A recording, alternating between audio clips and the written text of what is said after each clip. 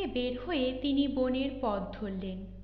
বনে বনে শ্যামরূপার গড় পর্যন্ত গিয়ে সেখান থেকে রক্ত নালার মাঠ পার হয়ে কেন্দুলির সামনাসামনি অজয়ের ঘাটে গিয়ে উঠবেন।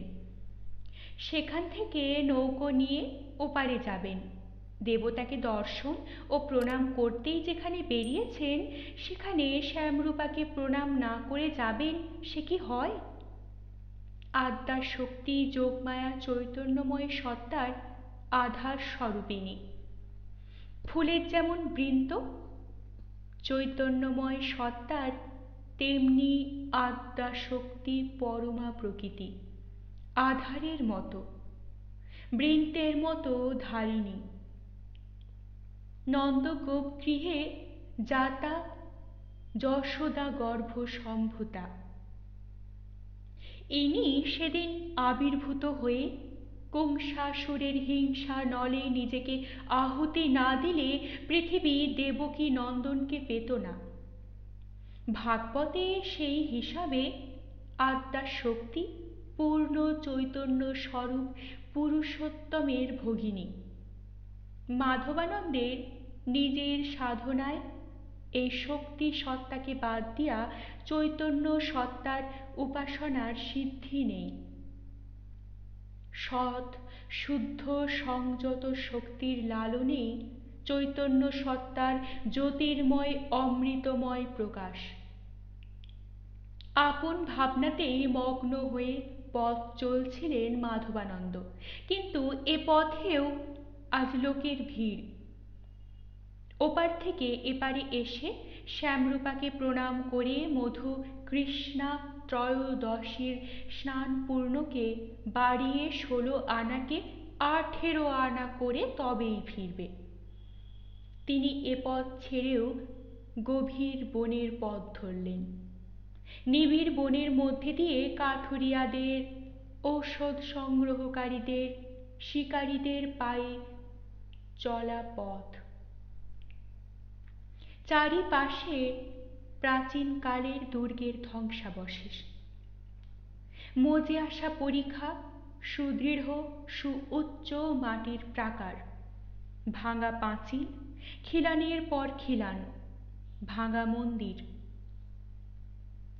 নিবিড় অরণ্যের মধ্যে বিশাল এক বটের ছায়ায় নবদ্বীপর জীর্ণ অসার দেহ পঙ্গু এক প্রাচীনের মতো নিস্তরঙ্গ স্বপ্নহীন তন্দ্রায় আচ্ছন্ন হয়ে যেন পড়ে আছে। রন্ধ্রে রন্ধ্রে শালগাছ জন্মেছে, তার ওপর অজস্র লতাজাল, নিচে অজস্র গুল্ম, অনন্তমূল শতমুখী কচু আলকুশি। বনের এই মর্মস্থলে ঢুকেই তিনি থমকে দাঁড়ালেন।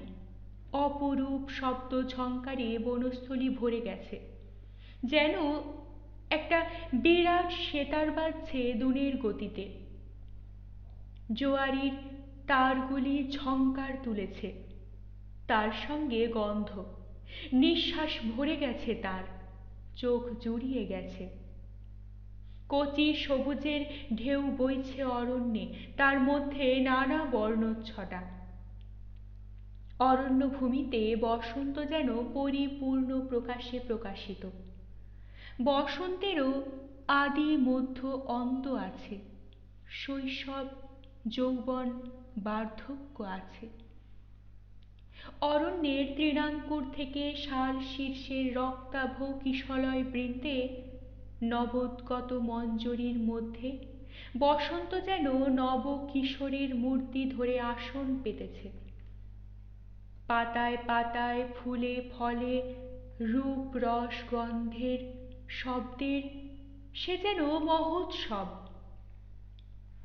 শব্দ সঙ্গীত হয়ে উঠেছে, কত পাখির কত গানে সে এক সঙ্গীতের ঐক্যতান ঝঙ্কৃত হচ্ছে। তার সঙ্গে লক্ষ লক্ষ মৌমাছি এবং ভ্রমরের অশান্ত গুঞ্জন, বেতারের জোয়ারির তারগুলির ঝংকারের মতো। দুটো ভ্রমর তার কানের পাশ দিয়ে একটানা ভোঁ শব্দ করে পরস্পরকে তাড়া করে উড়ে চলে গেল। ঠিক কানের পাশটিতে শব্দ আকস্মাৎ উচ্চ হয়ে উঠে তাকে ঈষৎ চকিত করে তীরের মতো সামনের দিকে চলে গেল। সেদিকে তাকিয়ে তিনি একটু হাসলেন। মাথার ওপর বিরাট মৌমাছির ঝাঁক। এখানে অজয় তীরের মাটির রং গৈরিক। গৈরিক বনতলের ওপর টপ টপ করে মধু ঝরে পড়ছে। ঝরা পাতাগুলো আঠালো হয়ে উঠেছে, পায়ে আটকাচ্ছে। স্থানটায় অনেকগুলি বহড়ার গাছ, বহড়ার মঞ্জরি থেকে মধু ঝরছে। উগ্র মধুর গন্ধের মধ্যে মাদকতার আভাস। ঝরা পাতার ওপর অসংখ্য মৃত পতঙ্গ, কয়েকটা ভ্রমর পড়ে রয়েছে। মধ্যে মধ্যে গলগলে ফুলে পত্রহীন গাছগুলি ফুলে ভরে গিয়েছে। জবা ফুলের মতো আকার, গাঢ় উজ্জ্বল হলুদ রং। বনের শ্যাম অঙ্গে স্বর্ণভূষণের মতো। ফুলগুলিকে ঘিরে এখানে মৌচুটকি পাখিরা নেচে নেচে উড়ে বেড়াচ্ছে। কোথায় পত্রপল্লবের অন্তরালে কোকিল ডাকছে। মধ্যে মধ্যে কোথায় কোন গুল্মের অন্তরালে তিতির ডেকে উঠছে। ক্রমোচ্চ স্বরগ্রামে একটানা ডেকে চলেছে, চোখ গেল, চোখ গেল, চোখ গেল।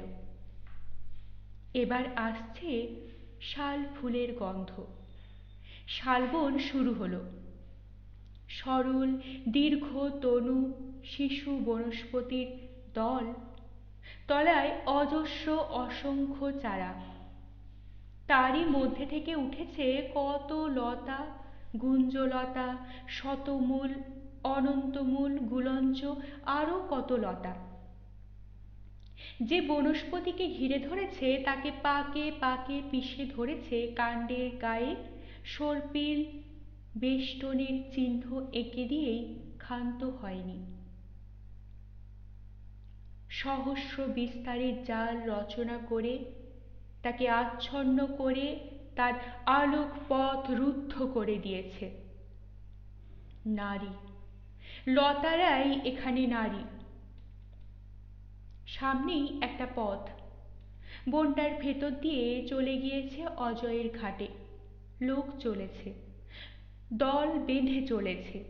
এক এক দলে 5 জন 7 জন চলেছে ওপারে কেন্দুবিল্লে। অধিকাংশই তিলক ফোঁটা কাটা বৈষ্ণব, কিন্তু গৃহস্থ এরা।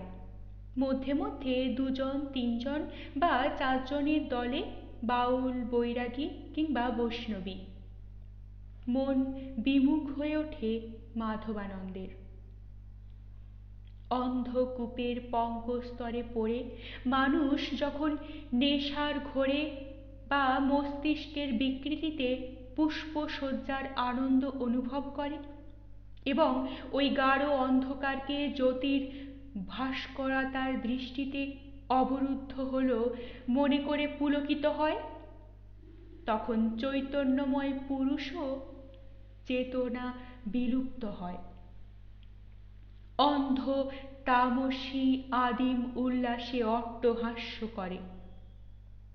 এদের কেন্দ্র করে সেই তামসী জাগছে। একটা গাছের ছায়ায় বসে একটি এমনি দল গঞ্জিকা সেবনের আয়োজন করছে। মাধবানন্দ দিকটা পাশে ফেলে মোড় ঘুরলেন। তিমিরান্ধ্র অসহায় হতভাগ্যের দল। কৃমি কীট পঙ্ক পল্লবের মধ্যে ভেসে বেড়ায় আর আকণ্ঠ পঙ্ক পান করে অমৃতাস্বাদনের তৃপ্তি অনুভব করে। এরা তাই। মধ্যে মধ্যে মাধবানন্দের মনে করুণা জেগে উঠতে চায়, কিন্তু করুণা করতে পারেন না তিনি। করতে গেলেই তার মায়ের কঠোর শীতল দৃষ্টি চোখ দুটি তার মনুষ্যচক্ষুর সম্মুখে জেগে ওঠে। মনে হয় পরপার থেকে মা তার দিকে তাকিয়ে আছেন, এই ভঙ্গিতেই তিনি তাকে তার অবাঞ্ছিত কর্ম থেকে নিরস্ত করতেন। না, করুণা করতে পারেন না তিনি, তবে ঘৃণা? না, ঘৃণাও তিনি করেন না। হঠাৎ এসে পড়লেন এক টুকরো খোলা জায়গায়। চারিপাশে ঘন বন বেষ্টনীর মধ্যে ঘন সবুজ ঘাস কোমল লাবণ্যে ঝলমল করছে, যেন একটি শ্বেত চন্দনের তিলক বিন্দুর মতো প্রসন্ন। তারই পাশে পাশাপাশি কটি লাল কাঞ্চনের গাছ, অষ্টাবক্রের মতো আঁকা বাঁকা ডাল। খর্বাকৃতি গাছগুলি একেবারে পত্ররিক্ত, শুধু একেবারে মাথায় দুটি ডালে রক্তাভ কাঞ্চন বর্ণ দু চারটে করে ফুল ফুটে আছে, যেন কোনো শবরী ফুলের অর্ঘ্য মাথায় করে দাঁড়িয়ে আছে। কিছু ফুল পেড়ে নিলেন মাধবানন্দ। মা শ্যামরূপাকে কয়েকটি, রাধা বিনোদকে কয়েকটি ভেট দিয়ে আসবেন। মন্দিরে আজ অনেক যাত্রীর সমাগম, বৈষ্ণব বৈষ্ণবী এবং এক শ্রেণীর বিলাসী গৃহস্থ বৈষ্ণবীর ভিড় বেশি। তাদের ভিড়ের আর অন্ত নাই। সঙ্গে আশ্রিতা সেবাদাসী, কারো একটি, কারো দুটি, কারো কয়েকটি। এমন আঁকড়াধারী বৈষ্ণব মাহান্ত আছে যাদের কয়েকটি গণ্ডা, তাদের আঁকড়ায় লীলা চলে। দোল যাত্রায় দোল লীলা, ঝুলনে ঝুলন লীলা, রাসে রাসলীলা, এমনকি বিশেষ গোপনতার মধ্যে বস্ত্রহরণ লীলাও নাকি হয়ে থাকে। একটা কথা আছে, দারিদ্র দোষ গুণ রাশি রাশি, কথাটা অস্বীকারের উপায় নাই। কিন্তু ধন সম্পদ যেখানে, সেখানে বিকৃতি একবার শুরু হলে আর রক্ষা নাই। মাধবানন্দের এক অধ্যাপক বলেছিলেন, দেখো বাবা, এই কুচো মাছ পচলে পলাণ্ডু রসুন লঙ্কার বাটনা বেশি পরিমাণে দিলে খাওয়া যায়। আমি অবশ্য মাছ খাইনি, তবে গন্ধে রসনা সরস হয়ে ওঠে, এ সত্য অস্বীকার করব না, এবং পরিতোষ সহকারে অনেককেই খেতে দেখেছি। কিন্তু বাবা, বড় রোহিত মৎস্য যখন পচে, তখন পৃথিবীর কোনো উপাদান সংযোগেই তাকে আর খাদ্যে পরিণত করতে পারা যায় না। তখন ওকে লেবু গাছের তলায় চাপা দিতে হয়। রস যে রস, তাও অম্ল রসেই ওর পরিণতি হয়। তবে হজমি যদি বলো তো বলতে পারো। সাধারণ দরিদ্র ভিক্ষুক বৈষ্ণবদের বিকৃতি সমাজকে তত বিকৃত পঙ্গু করেনি যত করেছে এই সম্পন্ন অবস্থায় বৈষ্ণব গৃহস্থেরা, বৈষ্ণব মহান্তেরা। দরিদ্রের তবু একটা বিশ্বাস কোথাও না কোথাও আছে, সম্পন্নদের কোনো বিশ্বাসই নেই। তারা শুধু বিলাসী, শুধু ব্যভিচারী। হায়, বৈষ্ণব ধর্মের পরিণতি, মহাধর্ম বৈষ্ণব ধর্ম, তার আদি কবি তুমি কবিরাজ গোস্বামী। কবিরাজ গোস্বামী, পদ্মাবতী রমন জয়দেব সরস্বতী। তুমি নিজেকে ডুবিয়ে দিয়েছিলে তোমার সখী সচিব পত্নী পদ্মাবতী রূপসাগরে, যৌবন জলধিতে।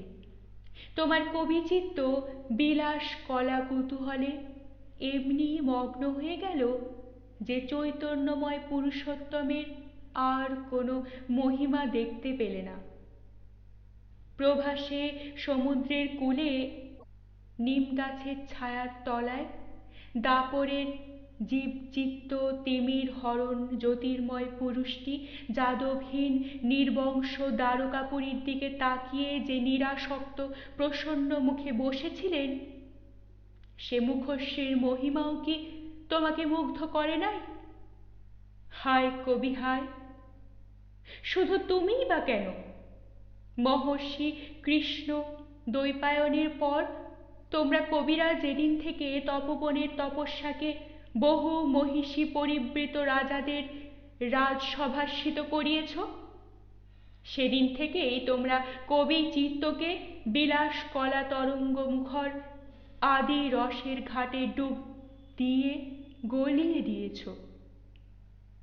সমুদ্র তটের ঘাটে বসেই তরঙ্গ স্নানের সঙ্গে বালি মেখে উল্লসিত হলে, জীবনে সমুদ্রের মহা গভীরে অনন্তের ধ্যান মহিমার সন্ধান হারালে।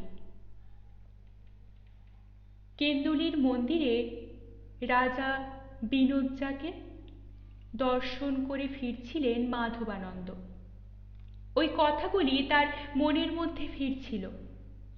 গলায় রাধা বিনোদজির প্রসাদী মালা, সাদা টগর ফুলের মালাগাছির মধ্যে মধ্যে ওই কাঞ্চন ফুলের পরন, যেন শিলাফলকে সাদা রঙে লেখা ললিত কাব্যের একটি শ্লোকের এক একটি চরণের শেষে আলতার লাল কালিতে টানা এক একটি পদচিহ্ন। চমৎকার নিপুণ হাতের রচনা মালাগাছি, একেবারে মধ্যস্থলে কয়েকটি কাঞ্চনের একটি স্তবক। বাইরে এসে দাঁড়িয়ে তিনি তাকিয়ে দেখলেন চারিদিক। কোথায় সেই ধ্বজা, যে ধ্বজা তিনি ওপার থেকে লক্ষ্য করেছেন? সামনে অজয়ের ঘাট পর্যন্ত এক পোয়া পরিমাণ প্রশস্ত চরভূমি ও বালুচর। এপারে মন্দির থেকে ওপারে শ্যামরূপার সামনে বাঁধ পর্যন্ত ভূমি প্রায় 1.5 ক্রোশ ব্যাপী। এই 1.5 ক্রোশ স্থানের মধ্যে দুর্দান্ত অজয় পার্শ্ব পরিবর্তন করে।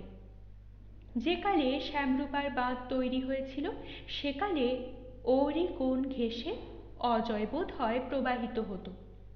প্রবাদে রয়েছে, কবিরাজ গোস্বামী তার মহা সমস্যার পদ সরগরল খণ্ডনং মম শিরসি মণ্ডনং অসমাপ্ত রেখে চিন্তিত মনে কদমখণ্ডির ঘাটে স্নানে বেরিয়ে পথ থেকে ফিরে গিয়ে দেখেছিলেন বিগ্রহের সেবা ভোগ হয়ে গেছে।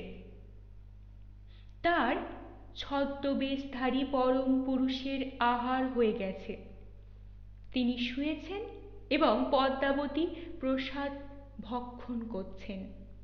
সুতরাং এই সময়ে যে পথটা অতিক্রম করা যায়, সেটা কম পথ নয়। এখন হয়তো ততটা নেই, অজয় সরে এসে খেয়ে নিয়েছে, কিন্তু যেটা আছে সেটাও কম নয়।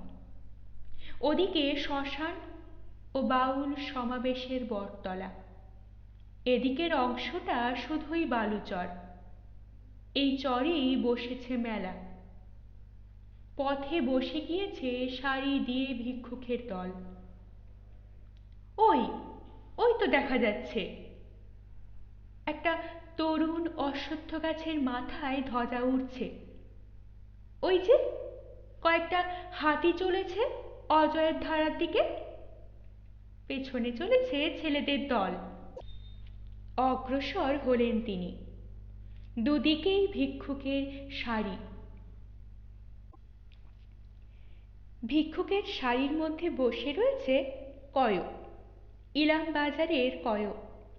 কয়কে তিনি চেনেন, কয় নিজেই চিনিয়েছে। ভিক্ষুকের সারির মধ্যে বসে সামনে একখানি গামছা পেতে মুড়ি চিবোচ্ছে এবং মুড়ি মুখেই যাত্রীদের উদ্দেশ্য করে তার নিজস্ব ভিক্ষার ঝুলিটি উচ্চারণ করে চলেছে।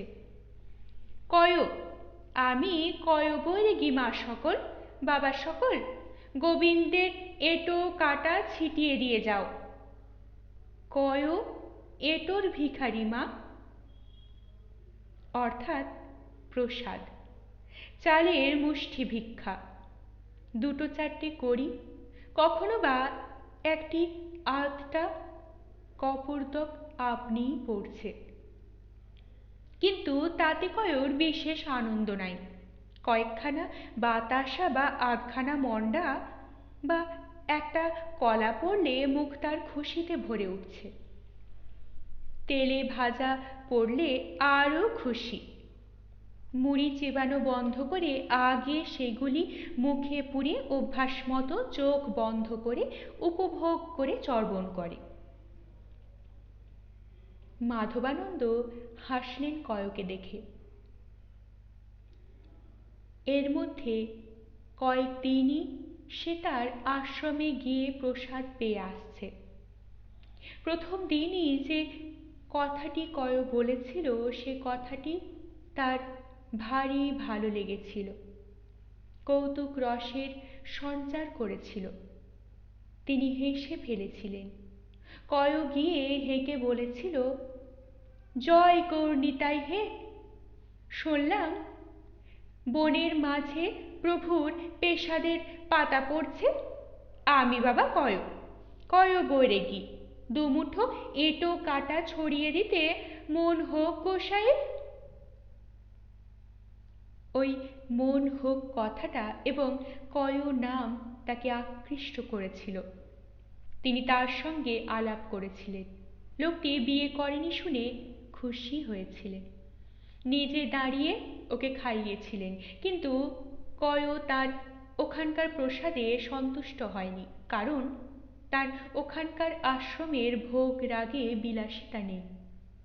দধি দুগ্ধ ঘৃত মধু শর্করার পঞ্চামৃতের মধ্যেই দেবভোজ্যের সীমানা নির্দিষ্ট। তারপর সকল ভোগী ব্রহ্মচারী তপস্বীর উপযোগী উপকরণ ও পদ্ধতিতে প্রস্তুত। হবিষ্যায়ের ব্যবস্থা এসবই মাধবানন্দের নিজের কল্পনা। তিনি আশ্রম গড়ছেন শুধু ধ্যানী তপস্বী নিয়ে নয়, কয়েকজন জ্ঞানী পণ্ডিত আছেন, কিন্তু সংখ্যায় বেশি কর্মীর দল। তার মধ্যেও কয়েকটি স্তর অবশ্যই আছে। কেউ কেউ করে আশ্রমের পরিচালনা, কেউ দেখে আশ্রম গঠনের কাজ, কেউ করে আশেপাশের গ্রামের লোকেদের সঙ্গে আলাপ পরিচয়। তারা ধ্যানী তপস্বী বা জ্ঞানী বলতে যা বোঝায় তা না হলেও অশিক্ষিত নয়, বরং কর্মের সঙ্গে তাদের শিক্ষার কাজ আজও চলেছে। একটা অধ্যয়নের সময় আছে, সে সময় ওই জ্ঞানী গুণীদের কাছে তারা পাঠ গ্রহণ করে। এছাড়া আরও কিছু সেবক আছে, তারা অক্ষর পরিচয়হীন কিন্তু বিচিত্র মানুষ। শিক্ষিত নয়, জ্ঞানী নয়, কিন্তু তারা শুদ্ধ চিত্ত মানুষ। তারা আসন করে যৌগিক নিয়মে ধ্যান করে না, কিন্তু চোখ বুঝলেই ইষ্টমূর্তিকে দেখতে পায়। তারা চিন্তা করে না, শুধু আদেশ পালন করে যায়। তারা কর্ম কখনো অসমাপ্ত রাখে না। কোনো তত্ত্বকে তারা ব্যাখ্যা করতে পারে না, কিন্তু অদ্ভুত জন্মগত প্রকৃতি বা শক্তি যে তত্ত্ব শুনবা মাত্র বিশ্বাস করে ধারণ করতে পারে।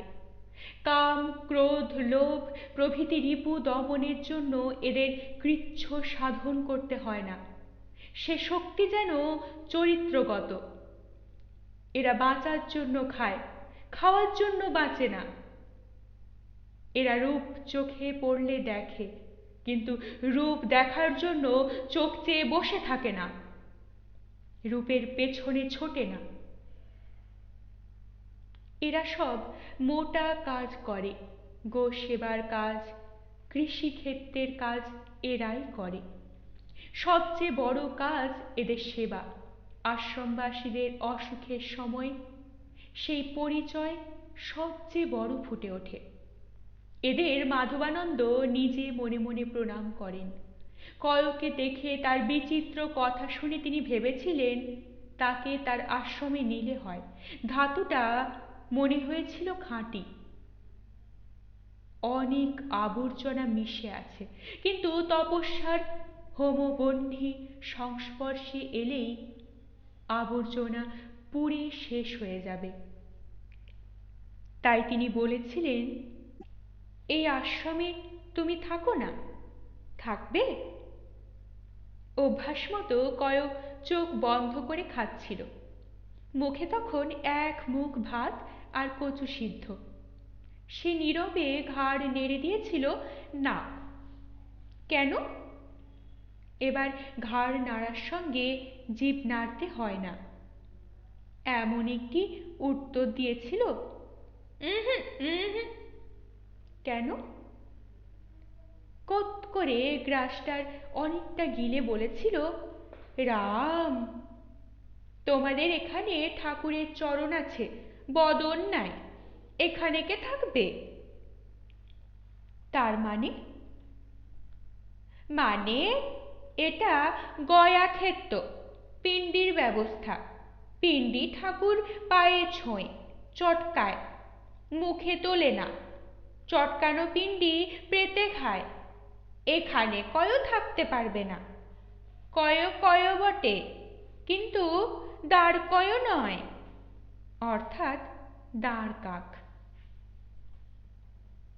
কয়র কথা শুনে তিনি রাগ করতে গিয়েও রাগ করতে পারেননি। তার কারণ তার এই বিচিত্র বাকভঙ্গি। তিনি হেসে ফেলেছিলেন।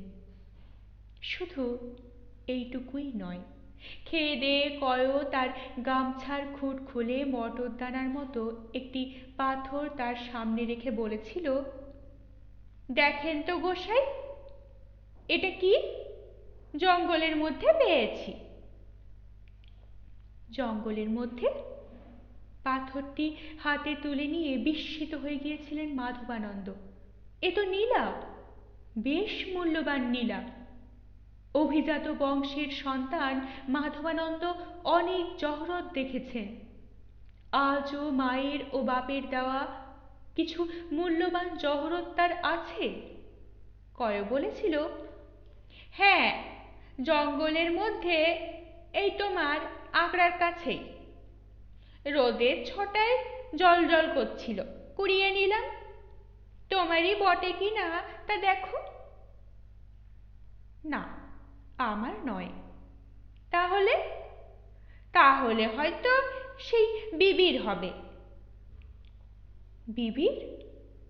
বিবিকে? এই চোখ বুজে ভেবে নিয়ে কয় বলেছিল, 4-5 মাস হবে। এক শেখের আর এক বিবি কোথা থেকে এসে এই তোমার দেউলের এখানেই ছিল। শেখের বয়স এই তোমার পাড়াই হবে, আর বিবি মোহিনীর চেয়ে বেশি বড় নয়, তবে বড় বটে। আর মোহিনীর চেয়ে অনেক সুন্দর, গোলাপ ফুলের মতো রং। মোহিনী? কে মোহিনী? মোহিনী ইলামবাজারে আমাদের মাঝির বেটি গো, ভারী ভালো মেয়ে। সেদিন তোমাকে দেখেছিল নদীর ঘাটে, তুমি দেখো নাই? না, কিন্তু এই বিবি আর শেখ যাদের কথা বলছো তারা কোথায় গেল? তারা হেতমপুর গিয়েছে। ওই যে লগরের রাজা নতুন গড় করছে, বুড়ো হাতেম খা তার ফৌজদার, তার কাছে গিয়ে নকুরি করছে। সেই বিবির কানে নাকি একটি পাথর ছিল, তা তুমি পাথরটা রাখো, ও নিয়ে আমি কি করব? লোকে জানলে আমাকে মেরে কেড়ে নেবে, মাঝি জানলে ভুলিয়ে নেবে, মহান্ত জানলে ধরে নিয়ে যাবে। রাধা বিনোদকে দিলে বামুনরা বেচে খেয়ে দেবে, আর মরলে সুপুরের গোসাইরা নেবে। তার চেয়ে তুমি রাখো, তুমি লোক ভালো গোসাই, তুমি অনেক লোককে অন্ন দাও। মাধবানন্দ বলেছিলেন, তা তুমি একদিন হেতমপুর গিয়ে শেখের সঙ্গে দেখা করে জিজ্ঞেস করে এসো না, এটা তাদের কিনা। বাবারে, 6-7 কোষ পথ, যেতে আসতে 12-14 কোষ। কয় পায়ে তা কিছুই লয়, কিন্তু হেতমপুর এক ঘরও হিন্দু নাই। হেতমপুর হিন্দু নাস্তি মুলুকে অভিরামপুর। সব মোঘল, জল খাবো কোথায়? তাছাড়া হেতমপুর আমি যাব না। যে পেঁয়াজ গোস্তের খুশবু ছুটিয়ে পাকায় ওরা, আমার ডাক ছেড়ে কাঁদতে ইচ্ছা করে। আমি খাই চাই না খাই, গেলে জাত জ্ঞাতে আমাকে পতিত করবে। কিন্তু এ পাথর আমি নেব কেন? তুমি বিক্রি করে টাকা নিয়ে ঘর সংসার করো। পাথরটি তিনি নামিয়ে দিয়েছিলেন। ঘর সংসার আমার হবে না গোসাই, আমি একেবারে আনাড়ি। তা তা তুমি যদি না লাও, তবে যেখানে পেয়েছিলাম সেখানেই ফেলে দেব, সেই ভালো। মাধবানন্দ বলেছিলেন, আচ্ছা রাখো, আমি একবার খোঁজ করব হেতমপুরে। নতুন বিদেশি শেখ চাকরি করছে, নাম জানো? হাফেজ মিয়া গো, ওই যে হাতেম খাঁয়ের খুব পেয়ারের লোক হয়েছে, সেই গো। লোকটিকে এই একটি ঘটনা থেকে তিনি স্নেহ করছেন অন্তরে অন্তরে, তাই কয়কে দেখে সস্নেহ হাসি ফুটে উঠল তার মুখে। আজও একটি কপরদক তার গামছায় ফেলে দিয়ে তিনি এগিয়ে এলেন ওই সন্ন্যাসীদের আড্ডার দিকে। ভালো লাগলে অবশ্যই লাইক করবেন, শেয়ার করবেন। পরবর্তী পর্বে চোখ রাখতে চ্যানেলটিকে অবশ্যই সাবস্ক্রাইব করবেন ও প্রতিটি পর্ব মিস না করার জন্য বেল আইকনটি প্রেস করবেন। আপনাদের অভিমত কমেন্ট বক্সে অবশ্যই জানাবেন। অনেক ধন্যবাদ। নমস্কার।